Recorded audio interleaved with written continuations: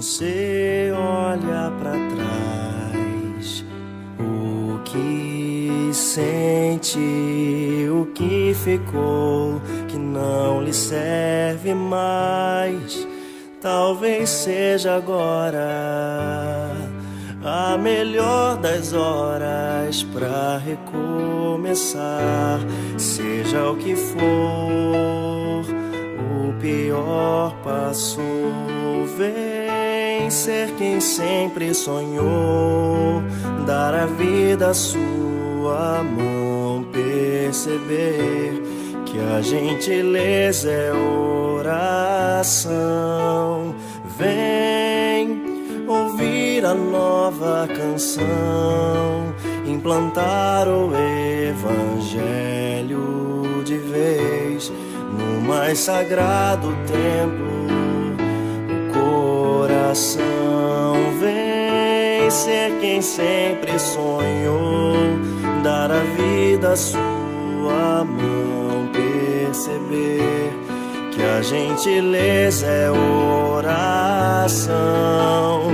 Vem ouvir a nova canção, implantar o evangelho de vez no mais sagrado templo, o coração,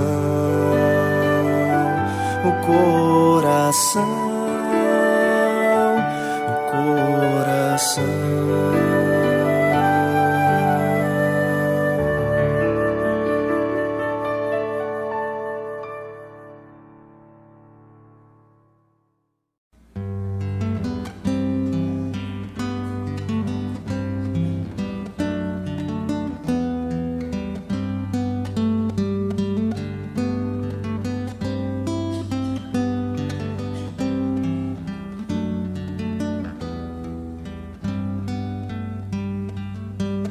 Toda alegria, todo crescimento é um presente de Deus. Toda esperança, todo amor e movimento também é presente de Deus. Há um ser maior a nos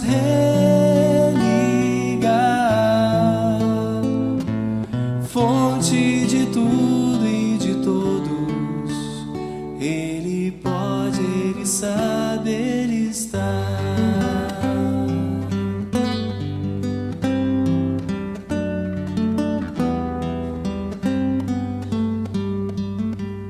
Todas as tristezas, todo sofrimento é um presente de Deus. Todas as doenças, todo choro de lamento também é presente de Deus. Há em cada um sempre um grão de fé,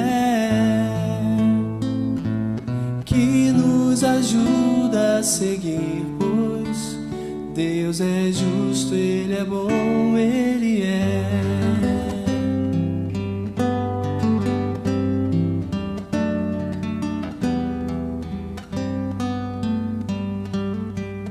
Toda alegria, todo sofrimento é um presente de Deus.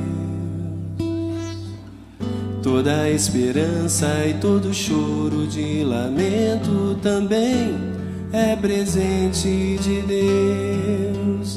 Há um ser maior a nos religar, fonte de tudo e de todos. Ele pode, Ele sabe, Ele está. Há em cada um sempre um grão de fé que nos ajuda a seguir, pois Deus é justo, Ele é bom, Ele é.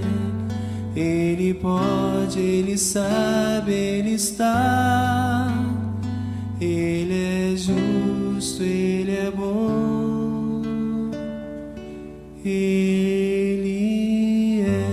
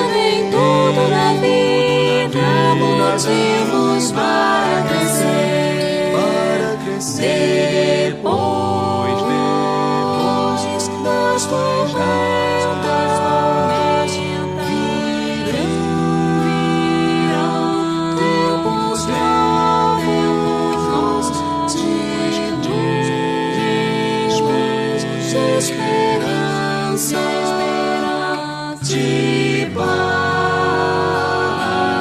entre os povos e o mundo terá, como sempre se quis, no prazer de ajudar a razão de ser feliz, de nós depende que isso se torne real, cultivando o bem e transformando o mal.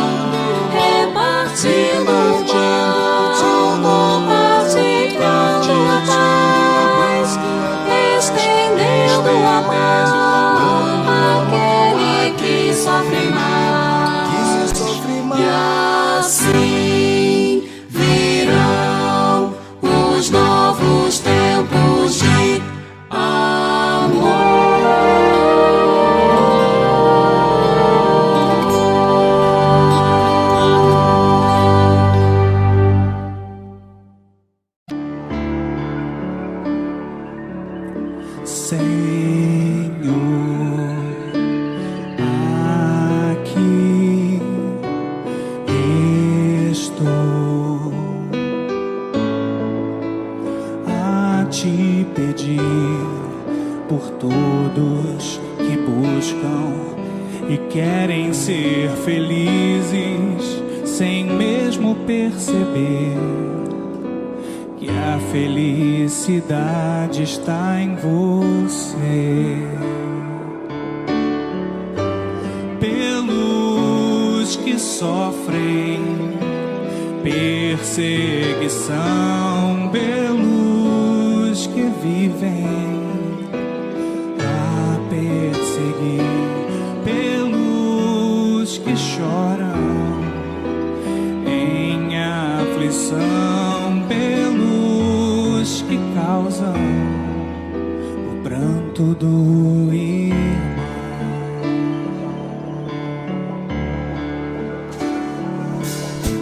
Senhor, aqui estou a agradecer por tudo que fazes pros nossos corações poderem compreender que a libertação só nossas ações podem trazer. Pelos que sofrem perseguição, pelos que vivem a perseguir, pelos que choram em aflição, pelos que causam o pranto do irmão, pelos que sofrem perseguição, pelos que vivem a perseguir, pelos que choram em aflição, pelos que causam o pranto do irmão.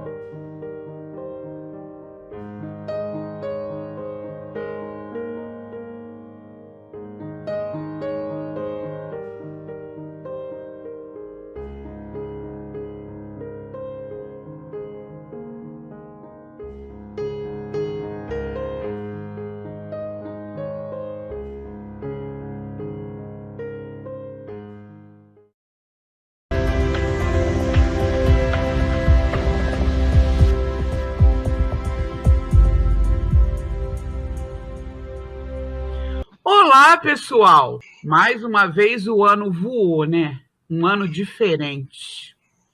Vocês já perceberam como nós estamos pertinho daquele encontro que a gente tanto espera e que a gente tanto ama? É verdade. Estamos falando do ENEF 2021. Vocês pensaram que não ia acontecer, né? Conta para eles, Marcília. Conto sim, Vera. Vai acontecer em fevereiro, nos dias 13, 14 e 16. A gente vai ter o nosso primeiro ENEF virtual. E é para toda a família. E vamos ter muitas novidades, hein? E todos os núcleos da nossa região vão estar reunidos formando um grande núcleo. Em breve a gente tem mais informações, hein? Fiquem atentos e até mais, pessoal. Porque...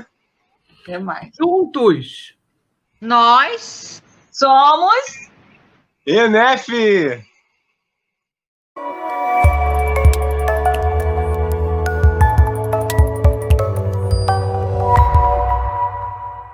Bom dia, gente amiga. Bem-vindas, bem-vindos à nossa reunião das manhãs de domingo. Hoje, o nosso estudo será feito pelas queridas Rosana Mondaini, que nos trará o Livro dos Espíritos, questões 530 a 535, e Cláudia Costa, que nos falará do Evangelho segundo o Espiritismo, capítulo 8, itens 1 a 4. Então, vamos prestar bastante atenção, esse é o nosso combinado, para que coloquemos tudo o que hoje pudermos aprender na nossa semana, na nossa vida, a fim de auxiliar o nosso progresso, essa caminhada rumo à luz. Então, que tenhamos uma excelente manhã de estudos e que Jesus nos abençoe.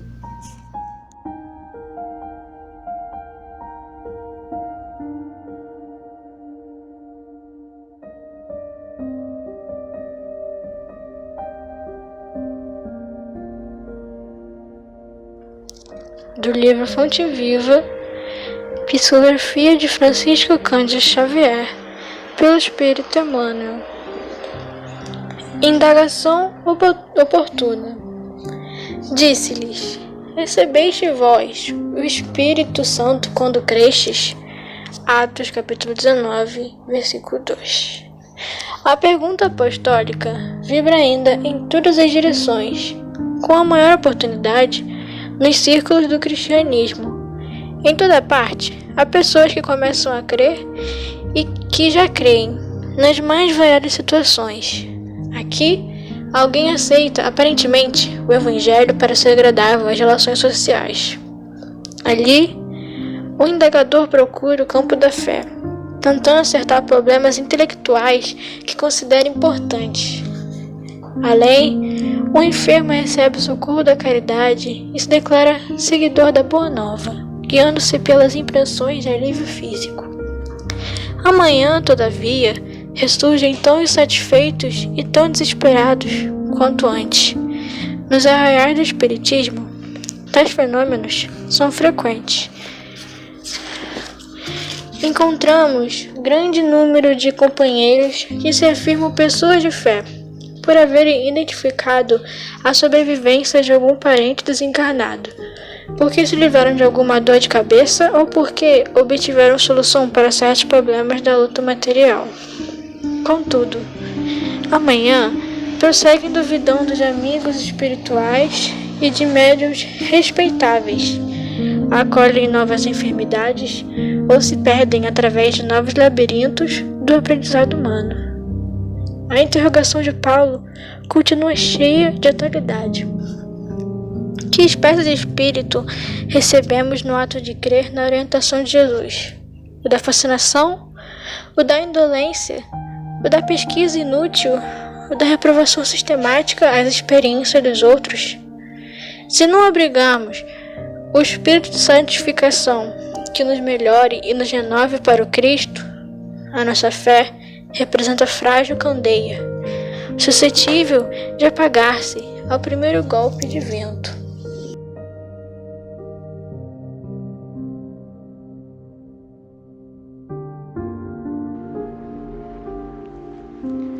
Graças a Deus. Obrigado, Pai, por mais essa oportunidade em que o Senhor nos permite nos reunirmos em nome de Jesus, para aprendermos um pouquinho mais das tuas leis através dos ensinamentos do Cristo, através desta doutrina que tanto nos esclarece e nos liberta. Muito obrigado, Pai. Ajude-nos a permanecer atentos a todo esse banquete que aqui será nos oferecido, onde tem o único propósito de nos alimentar moralmente, alimentando nossa alma com os ensinamentos do Cristo. Muito obrigado. Mas também queremos te rogar que todas essas vibrações que vão nos envolver o tempo todo possam também se estender a toda a humanidade que tanto precisa de ti. Que alcance cada nomezinho que passa agora em nossos pensamentos, assim como alcance todos os lares, todos os orfanatos, todos os hospitais, manicômios, casas de recuperação, toda penitenciária, enfim, Senhor, onde estiver um filho teu, que essas vibrações de amor e de paz cheguem até eles, acalmando-os e orientando-os. E te rogamos também, Senhor, que fique conosco no decorrer de todo esse encontro. Que assim seja, graças a Deus.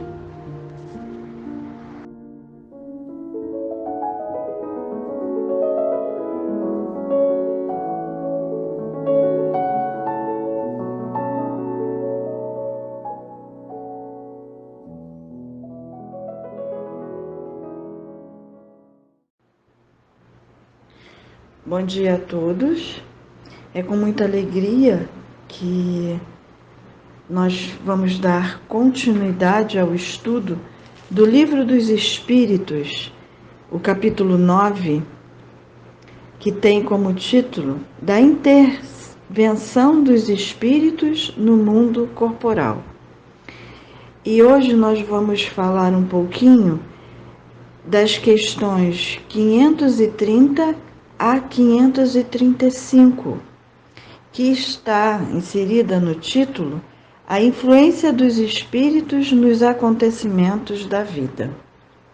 E na 530, Kardec pergunta assim: não podem os espíritos levianos e zombeteiros criar pequenos embaraços à realização dos nossos projetos e transtornar as nossas previsões?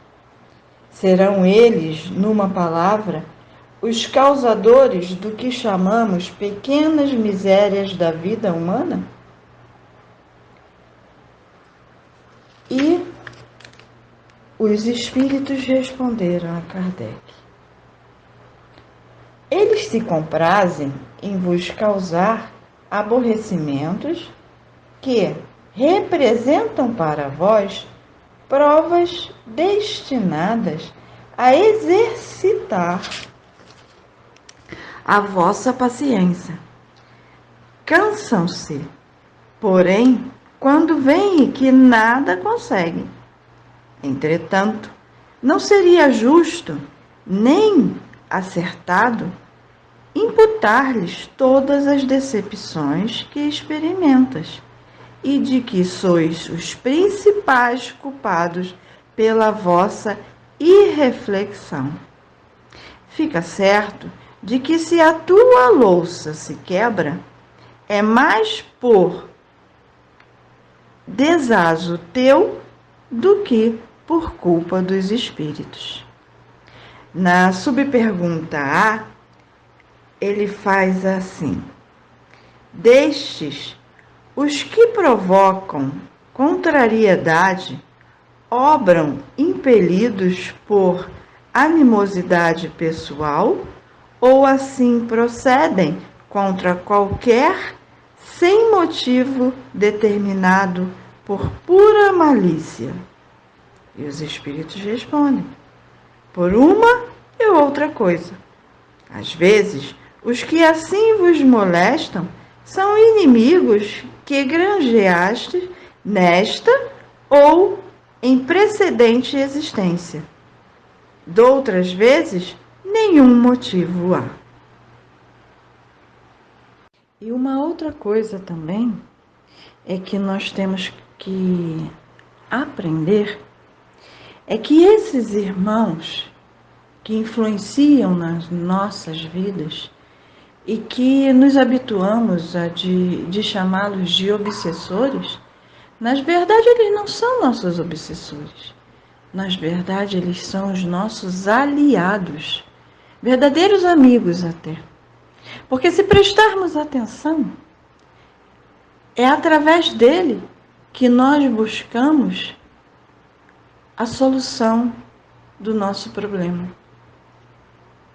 É através deles que nós buscamos a casa espírita. É através deles que nós vamos procurar o atendimento fraterno e, através do atendimento fraterno, recebemos todas aquelas orientações. Para quê? Para mudarmos o nosso padrão vibratório, através da corrente fraterna, através das reuniões públicas, através da fluidoterapia, através do evangelho no lar. E o que é tudo isso? Na verdade, são eles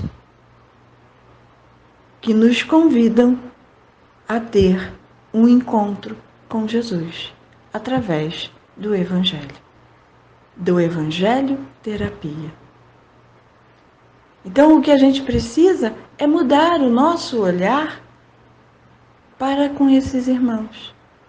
É lógico que sabemos nós que temos perseguições bem ferrenhas, mas se elas assim ocorrem, é porque tem um motivo que nós não sabemos.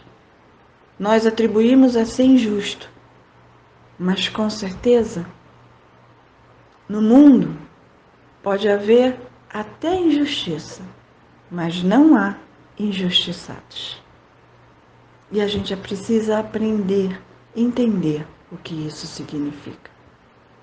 Porque se a todos nós, é dado segundo as suas obras, se estamos passando alguma coisa que nessa existência não tem um motivo aparente, com certeza a origem dessa situação está em outras vidas. Então a gente precisa sim mudar até esse olhar para esses irmãos. Porque a gente não pode esquecer que vamos ter que estar, todos nós, envolvidos na lei do amor. E Jesus falou, os meus discípulos serão reconhecidos por tanto se amarem. E também falou, amar a Deus, amar ao próximo como a ti mesmo. Amar o inimigo. Então vamos ter que estar envolvidos na lei do amor para tudo e para todos o tempo todo. Mas vamos continuar. Na 531, Kardec pergunta assim: extingue-se-lhes com a vida corpórea a malevolência dos seres que nos fizeram mal na terra? E os espíritos responderam: muitas vezes reconhecem a injustiça com que procederam e o mal que causaram, mas também não é raro que continuem a perseguir-vos, cheios de animosidade, se Deus o permitir, por ainda vos experimentar. Na subpergunta A, ele pergunta assim: pode-se pôr termo a isso? Por que meio? E os espíritos respondem: podeis, orando por eles e lhes retribuindo o mal com o bem. Acabarão compreendendo a injustiça do proceder deles. Demais, se souberdes colocar-vos acima de suas maquinações, deixar-vos-ão por verificarem que nada lucram. E nós temos também aqui um comentário, né? Uma nota que fala assim: a experiência demonstra que alguns espíritos continuam em outras existências a exercer as vinganças que vinham tomando e que assim, cedo ou tarde, o homem paga o mal que tenha feito a outrem. Como vimos, tudo que nos acontece só nos acontece com a permissão de Deus. Deus não está dormindo e Deus não perde tempo como nós, né? Ele se aproveita dessas intenções e das nossas intenções, as intenções de todos envolvidos na trama, para que se faça a sua justiça, para que se cumpra as suas leis. Então é ingênuo da nossa parte achar que Deus não está vendo. E procedemos assim, né? É muito comum procedermos assim. Porque nós fazemos orações repetitivas. E achamos que Deus é surdo. Ele não sabe do que eu estou passando.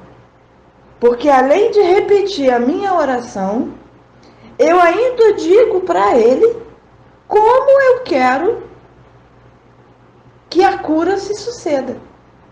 Que a solução do meu problema se dê. Pura ingenuidade nossa. Porque a nossa oração, como ele falou aqui, é o que nos ajuda, né, na influência desses irmãos durante a vida e após o nosso desencarne, na vida espiritual. Porque somente a oração ligada ao amor é que nos liberta da ignorância, dos sentimentos inferiores.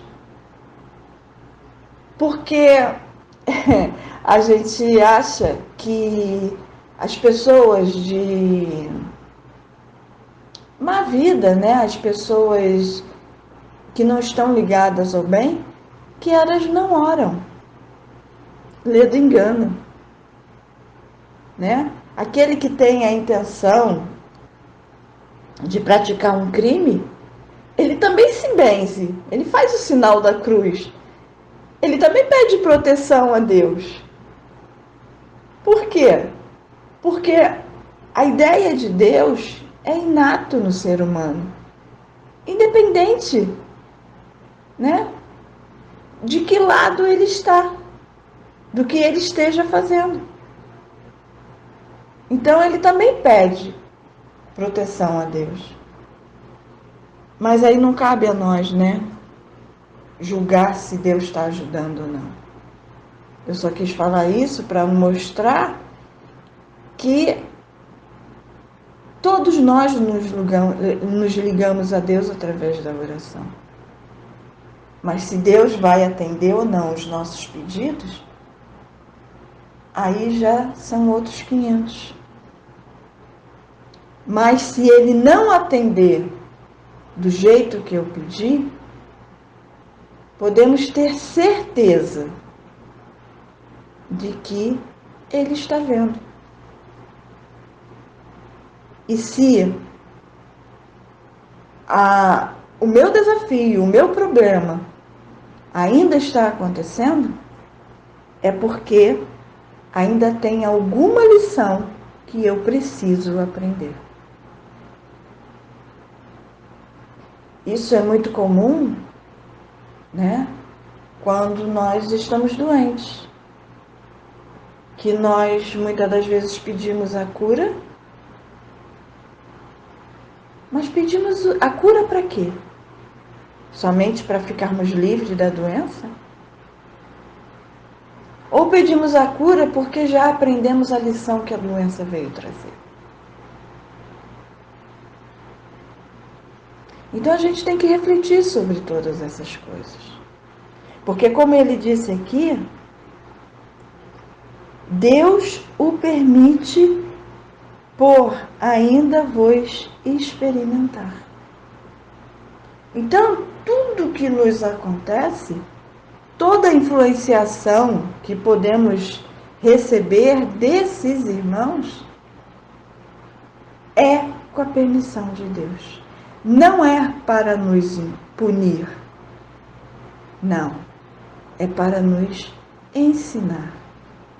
Precisamos aprender a ter paciência, esperança, fé e amar. Amar os nossos inimigos. E ele continua. Na 532, Kardec continua. Tem os espíritos o poder de afastar de certas pessoas os males e de favorecê-las com a prosperidade? E os espíritos respondem: de todo não, porquanto há males que estão nos decretos da providência. Amenizam-vos, porém, as dores, dando-vos paciência e resignação. Ficai igualmente sabendo que de vós depende muitas vezes poupar-vos aos males, ou, quando menos, atenuá-los. A inteligência Deus vô-la outorgou para que dela vos sirvas, e é principalmente por meio da vossa inteligência que os espíritos vos auxiliam, sugerindo-vos ideias propícias ao vosso bem. Mas não insistem, senão os que sabem insistir-se a si mesmo, assistir-se a si mesmo. Esse o sentido destas palavras: buscai e achareis, batei e se vos abrirá. Sabei ainda que nem sempre é um mal o que vos parece sê-lo. Frequentemente, do que consideras um mal, sairá um bem muito maior. Quase nunca compreendeis isso, porque só atentais no momento presente ou na vossa própria pessoa.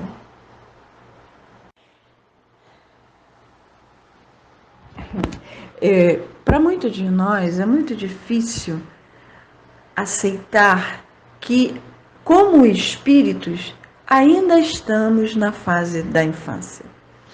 E estas respostas dos espíritos demonstram muito isso de nós. Porque nós não sabemos nada e temos a pretensão de achar que sabemos. Nós ficamos muito distraídos com tudo que nos acontece, a ponto de não sabermos quando é que estamos errando, quando é que estamos acertando. Quando é que a minha escolha é a melhor escolha e quando não.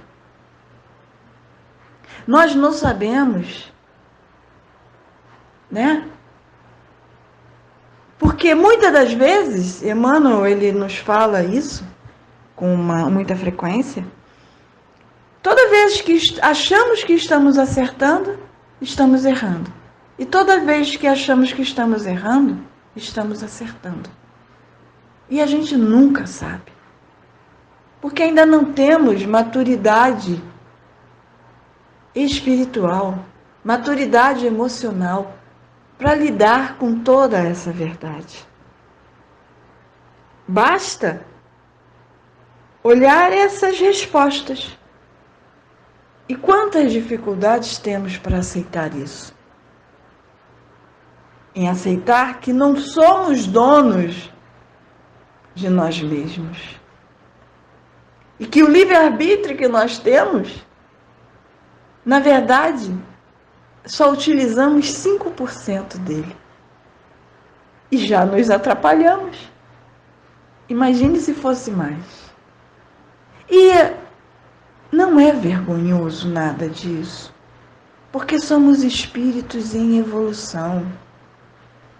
Na verdade, é uma misericórdia do Pai. Todo esse aprendizado. E nesse momento em que nós estamos passando por uma transição planetária, conhecer essas verdades, nossa, isso tem que ser uma ferramenta. Nós temos que ver dessa maneira, né? Uma ferramenta para o nosso burilamento e para o nosso aperfeiçoamento. E não ficar duvidando dessas verdades, né? Mas vamos em frente.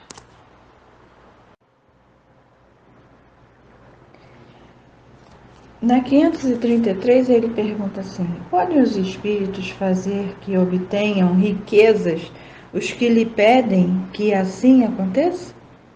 Algumas vezes, como prova.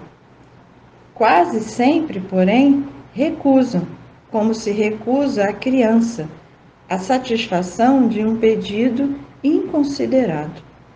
Na sobrepergunta A, ele pergunta assim: são os bons ou os maus espíritos que concedem esses favores? Uns e outros, depende da intenção.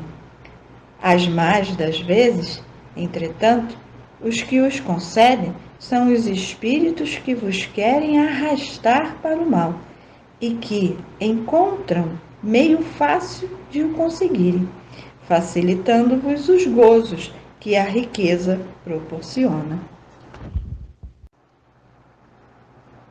Como a própria doutrina nos esclarece, a riqueza e a pobreza, elas são provas que todos nós vamos ter que passar para aprender as lições que competem a essas provas. Ter dinheiro ou não ter dinheiro não é o problema.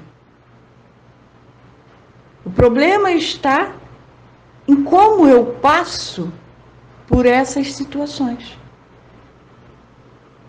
Porque se eu tenho dinheiro e quero mais dinheiro, e com isso eu me torno uma pessoa mesquinha, orgulhosa, egoísta, isso é bom ou é ruim ter dinheiro? E se eu sou pobre, mas eu passo por essa prova da pobreza, de que maneira? Com revolta ou com entendimento?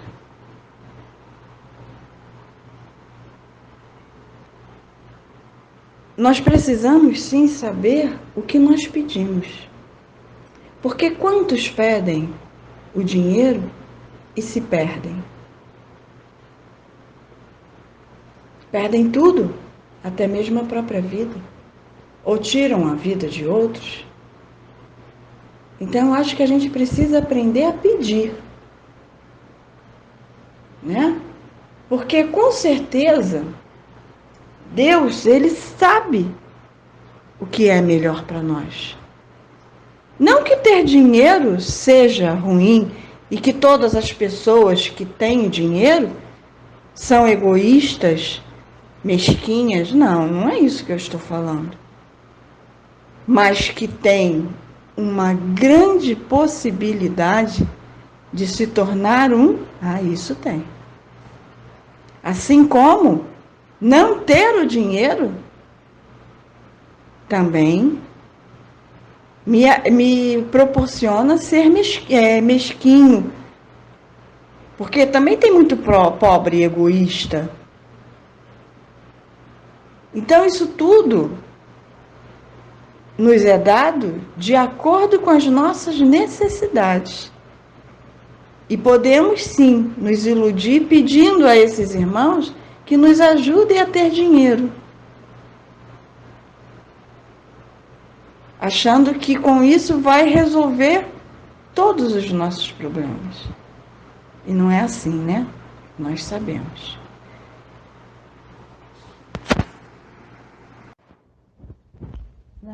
Na 534, ele persiste na pergunta, né? Ele pergunta assim: será por influência de algum espírito que fatalmente a realização dos nossos projetos parece encontrar obstáculos? E os espíritos respondem: algumas vezes é isso, efeito da ação dos espíritos. Muito mais vezes, porém, é que andais errados na elaboração e na execução dos vossos projetos. Muito influem nesses casos a posição e o caráter do indivíduo. Se vos obstinas em ir por um caminho que não deveis seguir, os espíritos nenhuma culpa têm dos vossos insucessos. Vós mesmos vos constitui em vossos maus gênios. Então, é muito comum, né? Nós atribuímos o nosso fracasso aos espíritos. Mas quando se trata de sucesso, todo mérito é nosso, né? Demonstrando assim a nossa infantilidade ainda, né? E para terminar, a 535, ele pergunta assim: quando algo de venturoso nos sucede, é ao Espírito nosso protetor que devemos agradecê-lo? Agradecei primeiramente a Deus, sem cuja permissão nada se faz. Depois aos bons espíritos, que foram os agentes de sua vontade. Na subpergunta A, que sucederia se nos esquecermos de agradecer?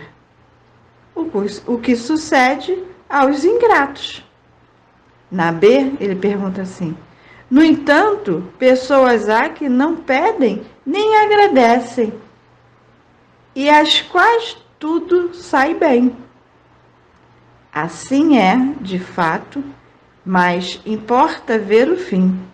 Pagarão bem caro essa felicidade de que não são merecedores, pois quanto mais houverem recebido, tanto maiores contas terão que prestar. Simples assim.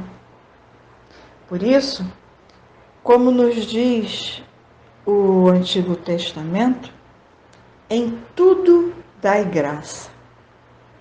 Ou seja o que for que estiver acontecendo em nossas vidas, se for bom ou se achamos que seja um mal, dai graça, porque com certeza tudo é aprendizado. E como eu falei anteriormente, Deus não perde tempo e nem joga dados com nossas vidas. Tudo nos é dado para o nosso crescimento. E graças a Deus que assim o é.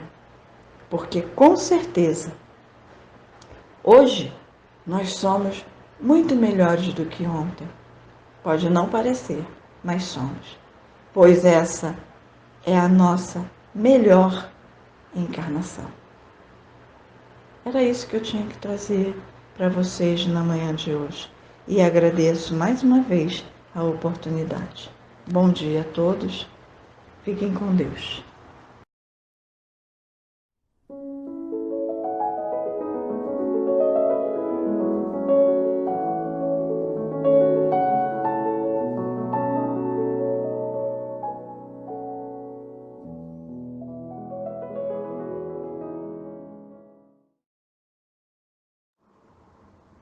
Bom dia, sou Cláudia. Agora nós vamos fazer o estudo do Evangelho segundo o Espiritismo. Hoje nós estamos iniciando o capítulo 8, Bem-aventurados os puros de coração, no subitem Deixem que venham a mim as criancinhas, que vai do item 1 até o 4. E ele começa assim: Bem-aventurados os puros de coração, porque eles virão a Deus. Mateus, capítulo 5, versículo 8. Trouxeram a Jesus algumas crianças para que ele as tocasse. E como seus discípulos afastaram com palavras rudes aqueles que as haviam trazido, Jesus repreendeu-os, dizendo: Deixe que venham a mim as criancinhas. Não as impeçam, pois o reino dos céus é para aqueles que se assemelham a elas.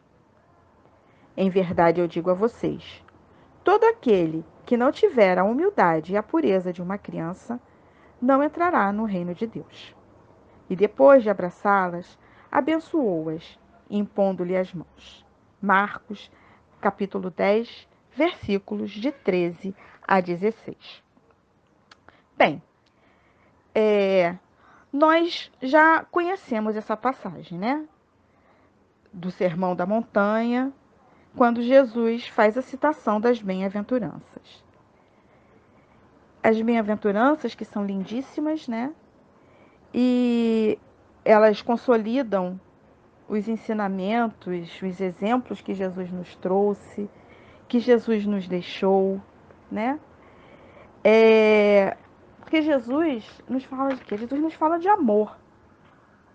Jesus trouxe para a gente a lei de amor.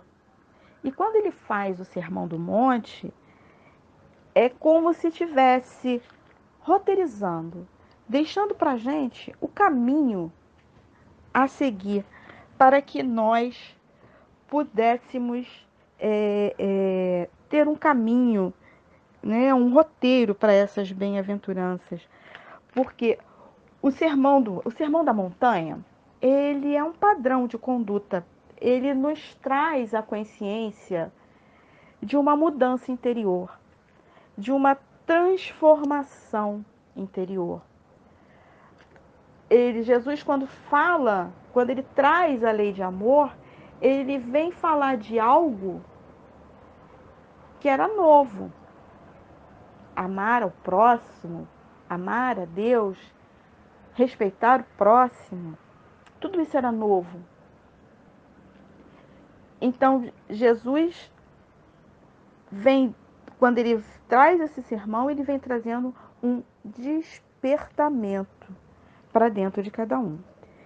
E quando eu comecei a pensar, né, a ler esse estudo, veio para mim assim, bem claro, né, a questão do livre-arbítrio, as escolhas que nós podemos ter, o autoconhecimento, a transformação moral, os compromissos, as responsabilidades, a maturidade do espírito em si. Então, puro de coração, esses itens trazem tanta riqueza, tanto aprendizado para a gente, que quando ele vem dizendo, bem-aventurados os puros de coração, porque eles verão a Deus.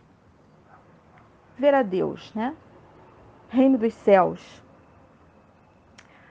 Nós queremos ver Deus?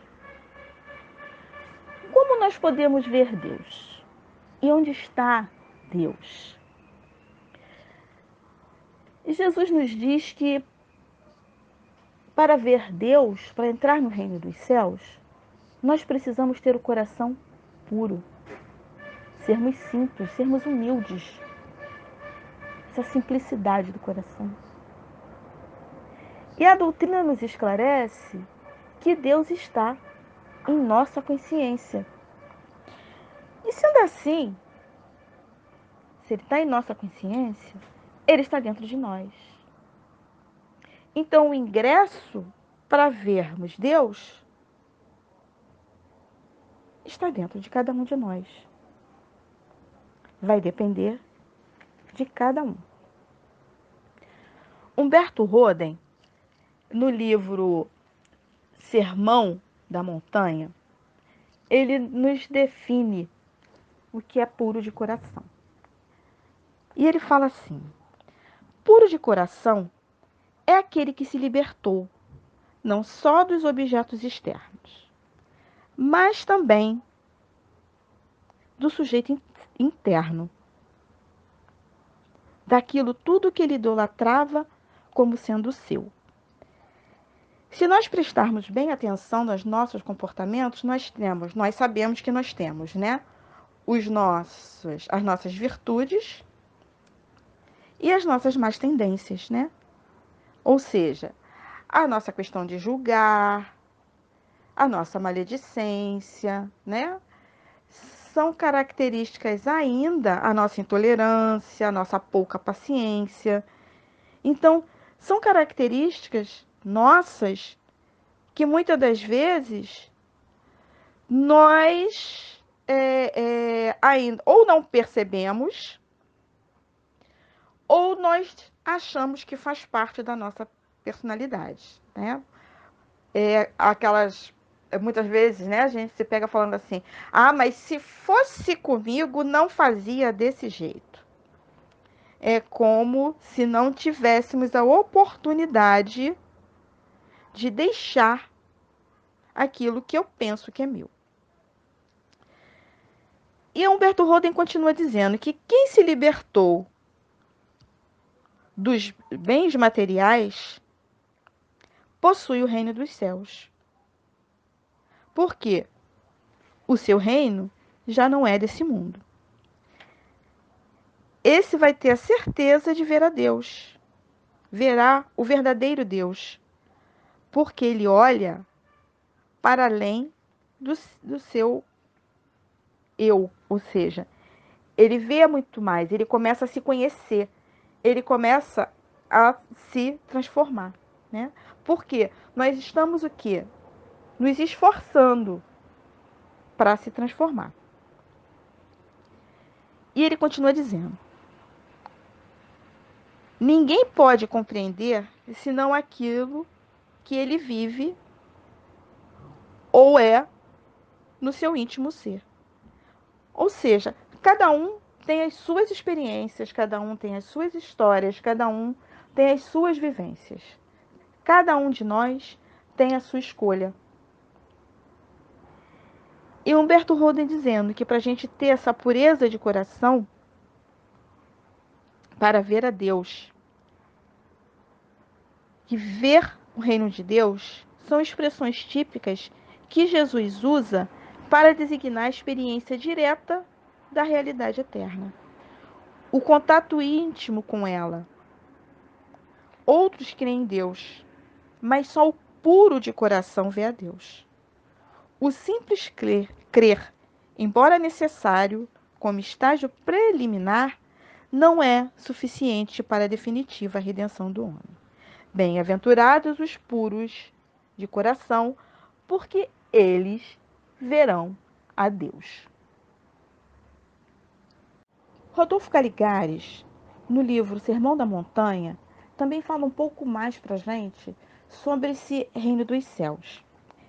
Ele fala assim: Jesus, todavia, longe de dar atenção a esse formalismo de somenos importância, conhecendo a incúria geral para com os verdadeiros mandamentos de Deus, indicou mais de uma vez a necessidade de curarmos com maior empenho as mazelas e sujidades do nosso íntimo, pois são estas que nos impedem a entrada do reino dos céus. Deduz-se, pois, dos ensinos de Jesus, que impureza de coração não significa apenas malícia e abuso dos prazeres sexuais, mas também a fatuidade, o orgulho, o interesse egoísta e outras falhas morais cujas manchas são bem mais difíceis de remover do que aquelas existentes na superfície das coisas, dizendo que o reino dos céus é para o que se assemelham as crianças. Quer com isso dar a entender que, enquanto não alijarmos de nós os pensamentos vulgares, a linguagem descuidada e as ações desonestas, no sentido mais amplo do termo, adquirindo a candura, a humildade e a simpleza personificadas na infância, não estaremos em condições de comparecer à presença de Deus. Cuidemos, então, do refinamento de nossas ideias e maneiras para que um dia, ainda que longínquo, podemos ter a ventura de ver Deus face a face. Esse Deus face a face está em Mateus. Então, nós vemos aqui que Jesus ele vem trazendo para a gente, por diversas passagens, né, essa oportunidade, esse aprendizado de termos pureza de coração. Que com egoísmo, orgulho, não tem como ser puro. Não tem como eu ser humilde se eu sou orgulhoso. E Jesus, ele coloca para a gente essa simplicidade, né? Ele simboliza a pureza na imagem da criança. Porque a criança representa para a gente o quê? A inocência, a fragilidade, a ingenuidade, a simplicidade. Quando nós vemos uma criança, nós ficamos o quê? Agraciados, nós gostamos de ver, né? Muitas das vezes a gente quer até falar igual uma criancinha, né? Mas é aquilo que toca o nosso coração. E às vezes até acontece de algumas crianças terem umas tendências não muito boas, mas os traços infantis dela nos cativam, né? E mesmo nós sendo espíritas, nós sabemos que ali é um espírito, né? Que tem uma história, mas naquele momento ali ele está como criança. E nós gostamos de ver essa pureza, essa simplicidade, essa ingenuidade, essa inocência. E é por isso que Jesus deixa bem claro para a gente que o reino dos céus é para quem se assemelha com as crianças, quem se assemelha com essa pureza, com essa inocência. Então nós precisamos o quê? Ter esse esforço para nós sermos mais simples, né? Tentarmos sermos mais humildes. Nós precisamos nos esforçar para conseguir chegar a essa pureza de coração. E Kardec, no item 3, ele fala para a gente assim: a pureza de coração é inseparável da simplicidade e da humildade. Ela exclui todo o pensamento de egoísmo e de orgulho. É por isso que Jesus usa a infância como símbolo dessa pureza, como usou antes para símbolo da humildade. Então, Jesus traz para a gente essa comparação, essa beleza da criança, para que nós possamos o quê? Nos motivar a exercitar a simplicidade e a humildade. Porque essa humildade, ela vem da onde? Ela vem do espírito. Essa simplicidade, ela vai vir da onde? Ela vai vir do espírito. Então, ela vem de dentro para fora, né? Ela não vai surgir de repente, do nada. Ela vai vir de dentro de cada um de nós para que nós possamos começar a despertar e termos a oportunidade de buscar esse caminho no reino de Deus, certo? E continuando as nossas reflexões, aí nós podemos pensar, né? Aí nós estamos falando aqui em humildade, simplicidade. E o que é ser simples? O que é ser humilde?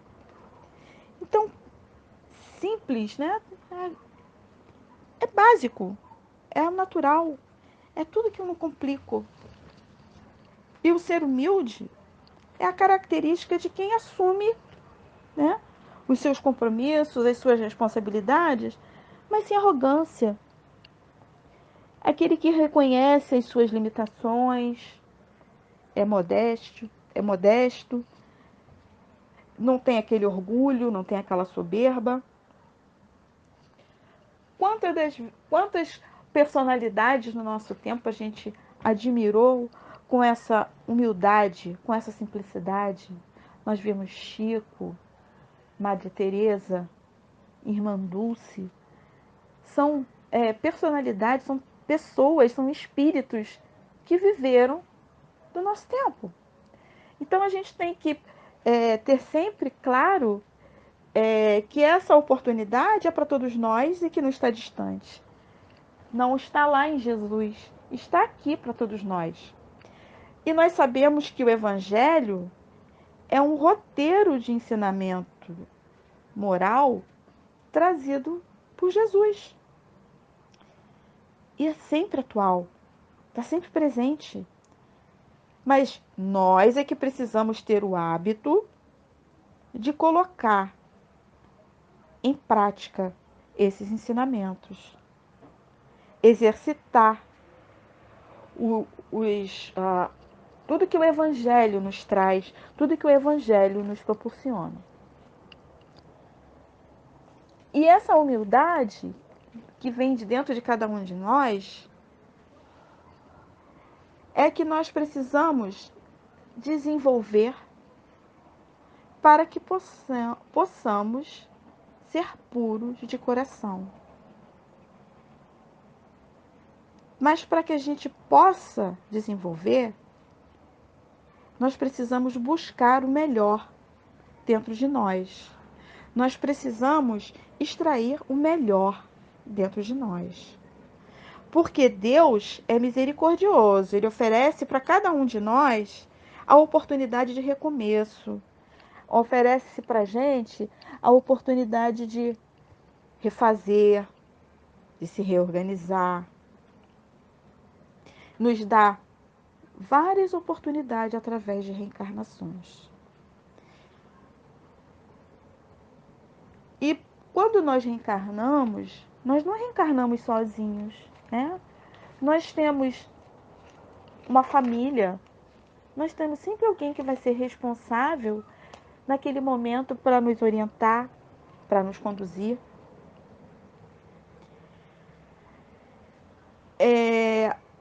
Nós vamos ter um ambiente o qual, muitas das vezes, né, nós somos acolhidos com amor, nós somos cuidados, nós somos aguardados com muitas expectativas boas, buscando sempre o melhor. E os pais, os responsáveis, né, têm esse encantamento quando vem aquele bebê. Para que ele possa o quê? Cuidar, educar, orientar, dar o melhor de si. Conduzir esse espírito bem. Então, todos nós somos conduzidos ao bem. Todos nós somos inspirados ao bem. E para isso, nós precisamos estar sempre próximos das nossas responsabilidades, a nossa amorosidade, não ficarmos presos a imperfeições de vidas anteriores. Porque o esquecimento do passado é uma dádiva. Nos oportuniza a começar do zero. André Luiz, no livro Missionários da Luz, né, ele diz que até os 7 anos, a criança ainda tem um pezinho. A criança consegue ser moldada, vamos dizer assim. Então, nós precisamos dar a educação formal, a educação religiosa. Nós precisamos aproveitar essa fase infantil. Porque quando esse espírito começar a recobrar o seu estado emocional, o seu estado intelectual, a sua verdadeira característica, ele vai ter conteúdos, ele vai ter argumentos, ele vai ter informações que podem influenciar em suas escolhas.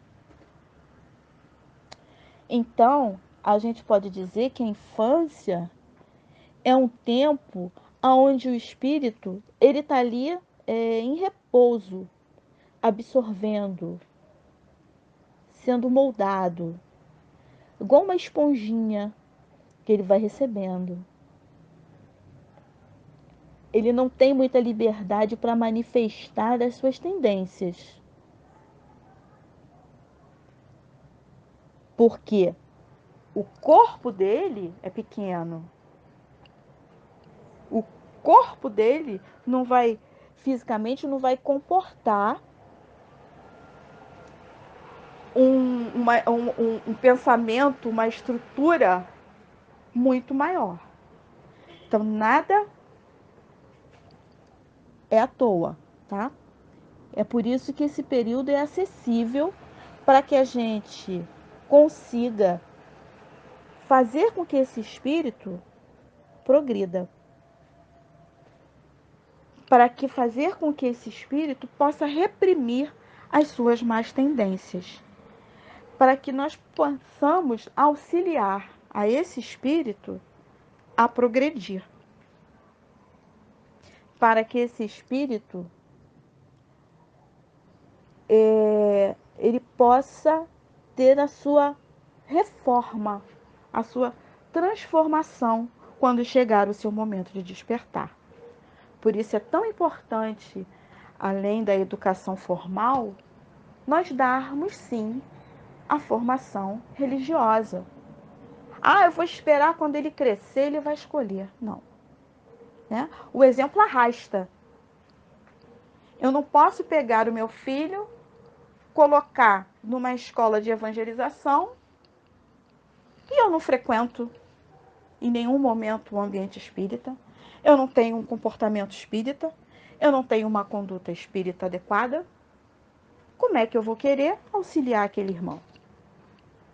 Como é que eu vou querer discutir os princípios com ele se eu não estou contribuindo para que ele absorva todas essas informações?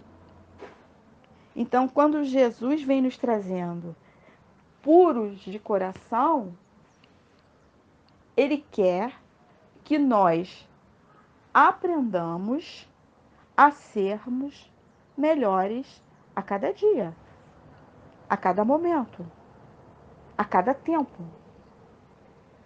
Que a semente possa ser plantada em todos os corações. Porque nós estamos aqui para progresso, nós estamos aqui para crescer. E é assim que nós vamos nos melhorando, nós vamos aprendendo, nós vamos desenvolvendo. Quando nós chegamos no centro espírita, né? Que é onde a nossa religião, que nós professamos, nós vamos com as nossas expectativas e nós vamos aprendendo que toda transformação vai depender do meu esforço. Não adianta eu só ouvir, só estudar e não dar o primeiro passo. E o primeiro passo, como nós vemos, está sempre muito perto de nós. E a pureza, né? E aí nós podemos ver que a pureza de coração é sempre aquilo que pode nos elevar espiritualmente. Por isso que Jesus nos assemelha com a criança, inocente, sem defesa, para que a gente possa ter maiores possibilidades de nos conhecermos melhor e progredirmos. Então, para concluir o nosso estudo de hoje, eu trouxe para a gente uma mensagem de Emmanuel, que ela é assim. Ela está no livro... está no livro Deus Conosco, tá? A psicografia de Chico Xavier e do Espírito Emmanuel. E o título dela é Quando a pureza estiver conosco. Quando a pureza estiver em nossos olhos, fixaremos na cicatriz do próximo a desventura respeitável do nosso irmão. Quando a pureza morar em nossos ouvidos, receberemos a calúnia e a maldade nelas, sentindo o incêndio e o infortúnio que ainda lavram o espírito daqueles que nos observam, sem o exato conhecimento de nossas intenções. Quando a pureza demorar-se em nossa boca, a maledicência surgirá junto de nós por enfermidade lamentável do amigo que nos procura, vinculando-lhe veneno, e saberemos fazer o silêncio bendito com que possamos impedir a extensão do mal. Quando a pureza associar-se ao nosso raciocínio, identificaremos nos pensamentos infelizes a deplorável visitação da sombra diante da qual acenderemos a luz de nossa fé para a justa resistência. Bem-aventurados os puros de coração, proclamou o divino amigo. Sim, bem-aventurados os que bem-aventurados os que esposam o bem para sempre, porque semelhantes trabalhadores da luz sabem converter a treva em claridade, os espinhos em flores, as pedras em pães, e a própria derrota em vitória, criando invariavelmente o céu onde se encontram e apagando os variados infernos que a miséria e a crueldade inflamam na terra para o tormento da vida. Essa é a mensagem que traz Emmanuel. Eu agradeço a todos por essa oportunidade de estudarmos juntos na manhã de hoje. Muita paz a todos. Vamos unir os nossos pensamentos a Deus, a Jesus, nosso mestre guia, aos trabalhadores da Casa de Miguel, essa espiritualidade maravilhosa que nos conduz, nos orienta, nos fortalece a cada dia mais, que nos ampara. Vamos aproveitar esse dia, essa oportunidade, as escolhas que já conseguimos fazer melhores, que nós possamos aprender um pouco mais de tudo que nos foi trazido na manhã de hoje, que nós possamos nos melhorar, que os nossos corações possam ser e ficar um pouco mais leves. Com todo esse aprendizado que nos é trazido, que nos é passado, que nós possamos nos envolver a cada dia mais com os ensinamentos de Jesus.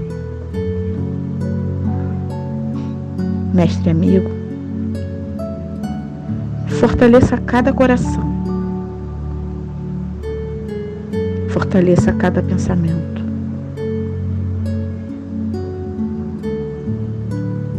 Oriente a cada um de nós. Ampare a toda a humanidade, Senhor, que nesse momento necessita de auxílio,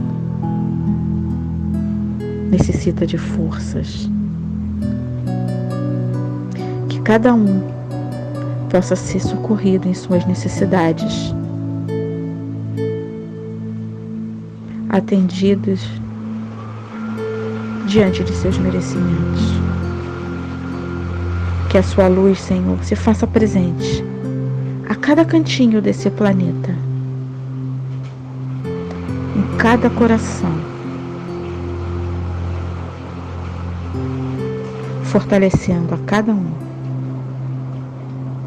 com muita fé, muita esperança e amor.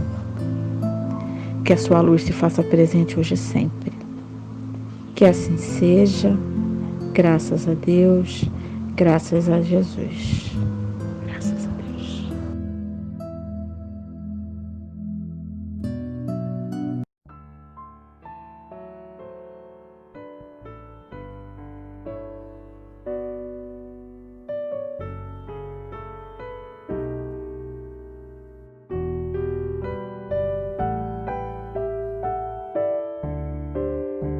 Quando a vida se mostrar um lugar de luta e dor, é que há nos céus mãos a trabalhar, lapidando o tempo do amor. Se a incerteza então vier, busca a luz da oração, revigora o teu cântico de fé e acerena o teu